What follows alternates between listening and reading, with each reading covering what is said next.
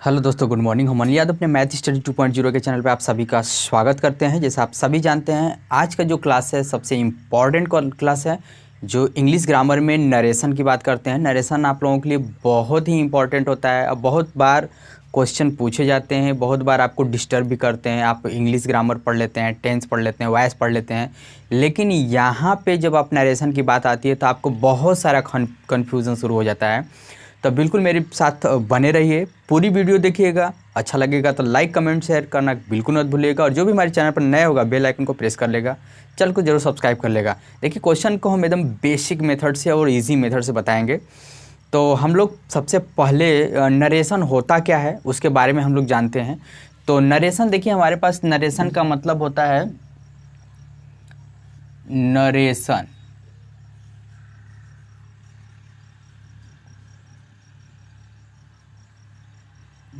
Narration हमारा दो type का होता है, एक डायरेक्ट और इनडायरेक्ट होता है।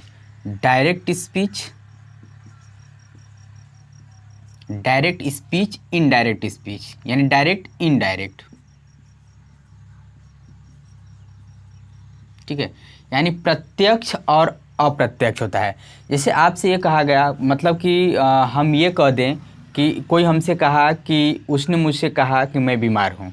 ठीक है, उसने मुझसे कहा कि मैं बीमार हूँ, तो मैं जब भी उसकी बातें करूँगा तो इन्वर्टेड कामा में बात करूँगा। ठीक है, क्योंकि डायरेक्ट हम तो उसकी बातें कर नहीं सकते हैं। तो यहाँ पे जैसे सेंटेंस आपका आएगा कि he said, comma inverted comma, he said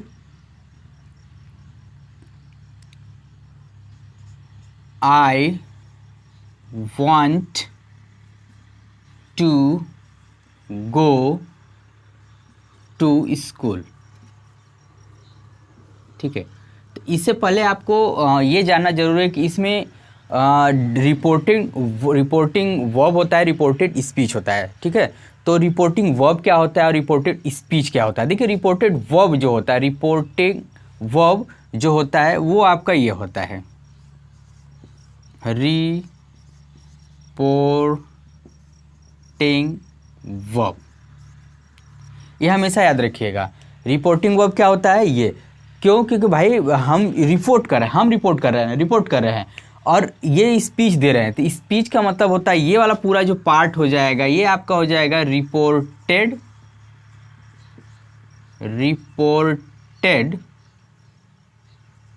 speech. ठीक है, बस यही आपका जानने की जरूरत है। ये बेसिक लेवल था, और अब पूरा समझ लीजिए कि आप सेंटेंस जान गए। टेंस जानते ही हैं, टेंस आप जानना जाते हैं तो बिल्कुल अच्छे से बात समझ सकते हैं। तो अगर हम इसको बनाएंगे, मतलब हम इसको जब इनडायरेक्ट में बनाएंगे तो कैसे बनाएंगे, अभी हम लोग बेसिक समझ रहे हैं। इसमें बहुत सारे कंडीशन होते हैं और सब कंडीशन एक एक स्टेप पे मैं बताऊँगा, ताकि आप लोगों को रटने की ज़रूरत नहीं पड़े। एकदम आप रटिए ही मत। ठीक है, रटने की ज़रूरत नहीं है, एकदम आसानी से क्लियर हो जाएगा।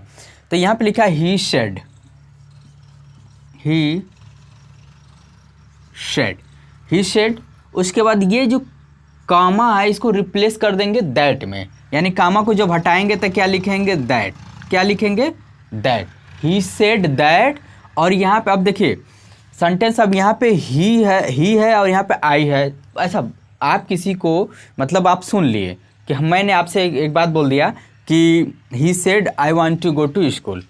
ठीक है, ये बात, लेकिन आप अगर किसी तीसरे व्यक्ति को जाके कहेंगे तो ये कहेंगे कि he said I want to go to school, नहीं, वो ये बातें बोलेंगे ही सेड, उसने ये कहा कि he want to go to school, वह स्कूल जाना चाहता है। नहीं, ये थोड़ी कहेगा मैं स्कूल जाना चाहता हूँ, क्योंकि आप अपने आप को तो बोलेंगे नहीं। तो अपने आप को नहीं बोलेंगे तो सामने वाले को बोलेंगे, तो सामने वाले को बोलेंगे तो ही नहीं लगाएंगे। तब यहाँ पर हो जाएगा ही वांट।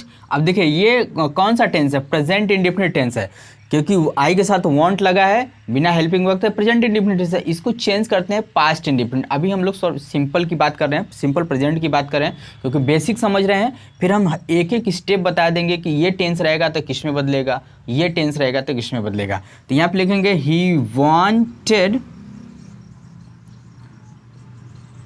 क्योंकि हम पास्ट इंडिफिनिट बदलेंगे तो पास्ट इंडिफिनिट में सेकेंड फॉर्म लगाते हैं, he wanted to go to school.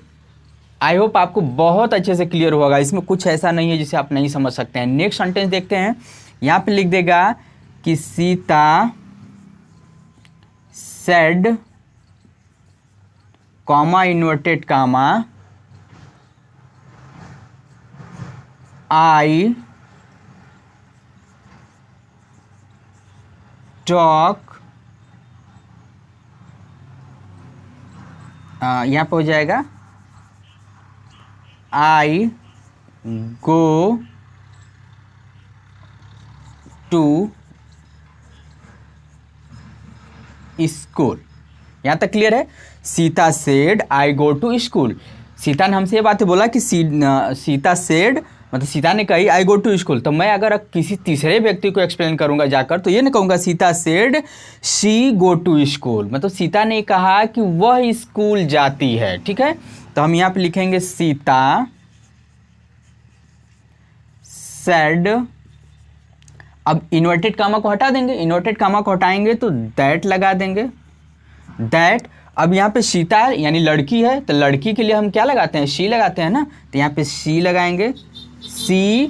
अब देखिए ये पास्ट इंडिफिनिट टेंस में चेंज करना है, किसमें, पास्ट इंडिफिनिट में। तो हम क्या लिखेंगे, सी शी गो का सेकेंड फॉर्म यानी पास्ट इंडिफिनिट में सेकेंड फॉर्म लगाते हैं तो सी का गो का सेकेंड फॉर्म वेंट होता है, शी वेंट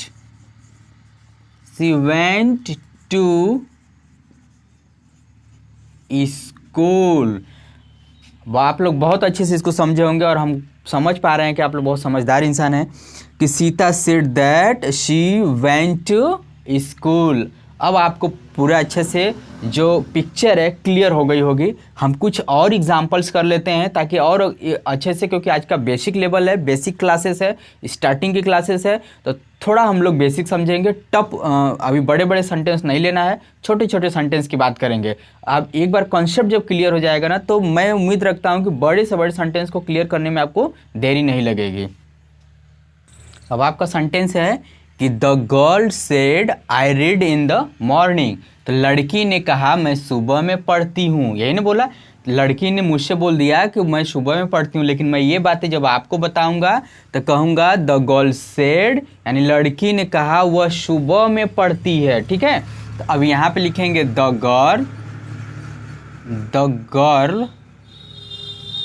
गर्ल सेड।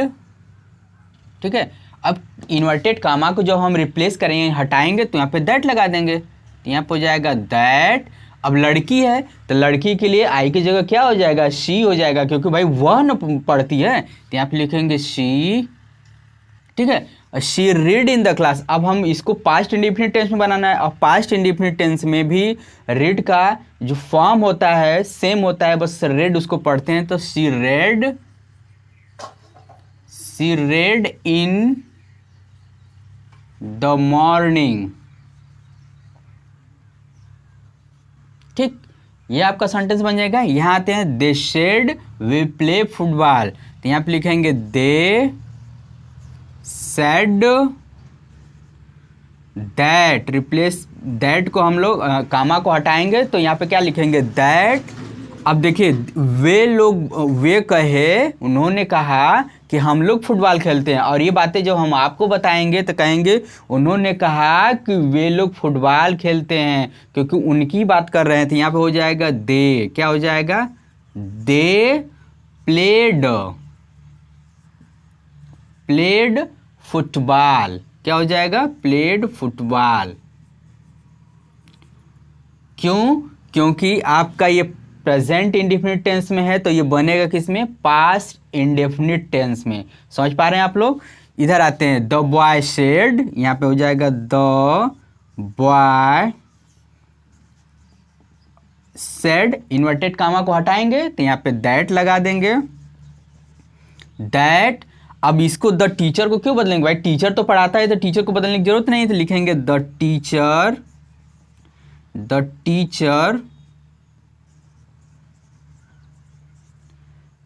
अब टीचर ये प्रेजेंट इंडेफिनिट तो किसमें बदलेंगे, पास्ट इंडेफिनिट, तो टॉट हो जाएगा, टॉट। अगर आप टेंस आपको नहीं क्लियर है तो आप डालेंगे कि English grammar bye Anil sir, तो आपको यूट्यूब पे मिल जाएगा। मैं पूरा टेंस कंप्लीट किया हूँ एक ही वीडियो में, तो वहाँ पे जाके बिल्कुल देख लीजिएगा। टॉट, अब यहाँ पे मी है तो भाई द टीचर टॉट मी, तो कौन बोला था ये, तो यहाँ पे मी का क्या हो जाएगा, द टीचर टॉट हिम। क्यों हिम हो जाएगा भाई, यहाँ पे द बॉय है ना, बॉय के लिए क्या ही का ही क्या होता है, हिम होता है। बॉय आपका थर्ड पर्सन ही है तो ही के लिए क्या लगाएंगे, हिम लगाएंगे, क्योंकि उससे पढ़ाते हैं, टीचर उसको पढ़ाते हैं ना, तो उसके लिए हम क्या लगाएंगे, वो मुझे थोड़ी पढ़ाते हैं कि मी लगाएंगे, उसको हम ये बात करेंगे कि उसको पढ़ाते के लिए हिम लगाएंगे।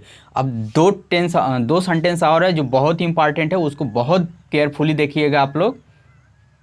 अब देखिए ये दोनों सेंटेंस बहुत अच्छा है। यहाँ पे the teacher said the sun rises in the east, इसको कैसे बनाएंगे, यहाँ पे लिखेंगे द टीचर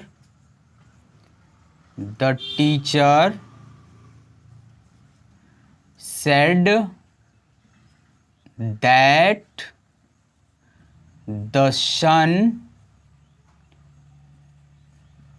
राइजेज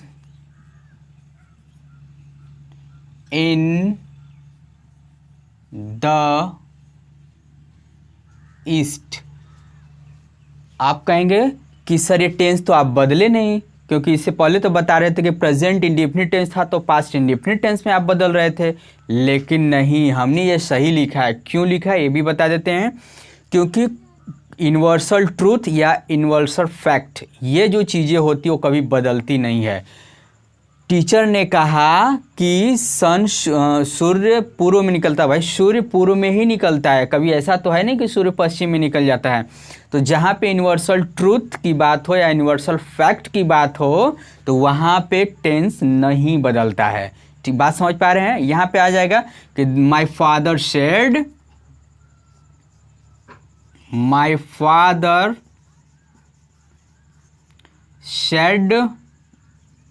दैट, क्योंकि इन्वर्टेड कामा हम रिप्लेस करेंगे तो वहां पे दैट लगाएंगे। ऑनेस्टी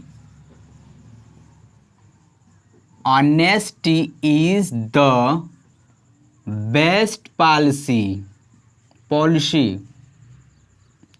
यहां भी टेंस नहीं बदला, क्योंकि यहां पे ऐसा तो लिखेंगे ना, honesty was the best policy, ईमानदारी मतलब वो अच्छी नीति थी, तो थी मतलब अब नहीं है, ऐसा कुछ तो है नहीं। ये तो आपका यूनिवर्सल फैक्ट है कि भाई honesty is the best policy, मतलब कि आप याद नोट करके लिख लीजिएगा कि जब भी आपका यूनिवर्सल ट्रूथ या यूनिवर्सल फैक्ट की बात हो वो उसका टेंस नहीं बदलता है। आज का बेसिक कॉन्सेप्ट अगर आप लोगों को अच्छा लगा हो तो लाइक करिएगा, कमेंट करिएगा, और आप बिल्कुल जहाँ भी दिक्कत हुआ ज़रूर कमेंट करके बताइएगा। हम अगली वीडियो में जब टेंस को चेंज करेंगे और बहुत ही अच्छा कॉन्सेप्ट लेकर आएंगे कि आप लोगों को रटने वाला सिस्टम खत्म हो जाएगा। अभी तक आप लोग नरेशन अगर पढ़े होंगे तो रटते होंगे, लेकिन आज के बाद रटना नहीं है, सिर्फ देखिए और कॉन्सेप्ट क्लियर करिए। मिलते हैं नेक्स्ट वीडियो में, तब तक टेक केयर, बाय।